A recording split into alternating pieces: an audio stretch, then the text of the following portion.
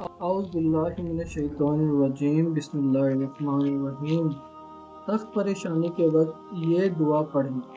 انس بن مالک رضی اللہ تعالیٰ عنہ کہتے ہیں کہ نبی صلی اللہ علیہ وآلہ وسلم کو جب کوئی کام سخت تکلیف و پریشانی میں ڈال دیتا تو آپ صلی اللہ علیہ وآلہ وسلم یہ دعا کرتے: یا حیّ یا قیوم برحمتک استغیث، جس کا ترجمہ ہے: اے زندہ اور قائم رہنے والے، میں تیری رحمت کے ساتھ مدد طلب کرتا ہوں۔ بسم اللہ الرحمن الرحیم۔ نیک ساتھی پانے کے لیے دعا۔